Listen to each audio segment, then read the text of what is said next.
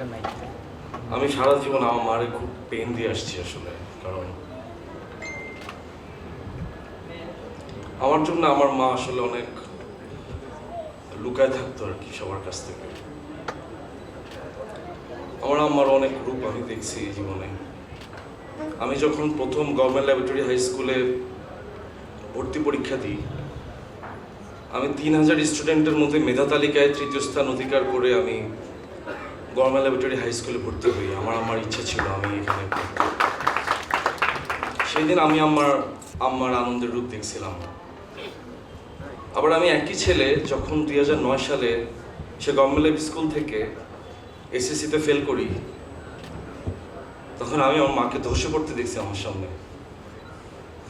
আমার আম্মা তখন ব্রেন স্ট্রোক করছিলেন আমার এই নিউজটা শুনে, এবং প্রায় 5 বছর আম্মা প্যারালাইজ ছিলেন। আমার বাম হাত, বাম পা এবং আমার জিহ্বা প্যারালাইজ ছিল।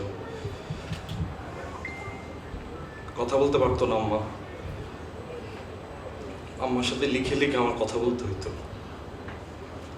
আত্মীয় স্বজন থেকে আম্মা পলায় থাকতো, এলাকাবাসী থেকে পলায় থাকতো।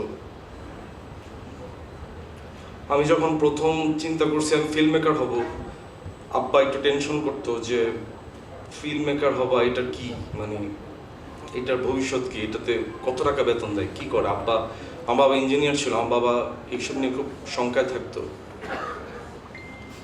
তো আমি ফিল্ম মেকার হব বলে যখন বাসা ছেড়ে দিই, আমি যখন ছবি আলি ঢুকি, তখন আমি আমার বাসায় তখন প্রত্যেক শুক্রবার পলায় আসতাম। আম্মা তখন বাসা থেকে বের হয়ে আমার 200 টাকা দিত।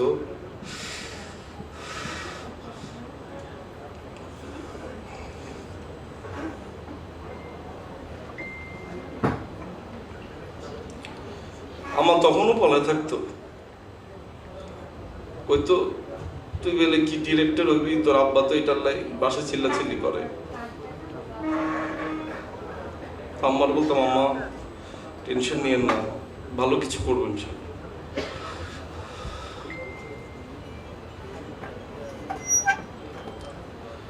আজকেও আম্মা পলায় থাকতে চেয়েছিল। সকালবেলা আমার জিজ্ঞেস করতেছে যে এত ক্যামেরা এখানে, কি আমি কি বলবো, আমার কি ইংলিশে কথা বলতে হইব, মানে আম্মা খুব টেনশন করতেছে সকাল থেকে।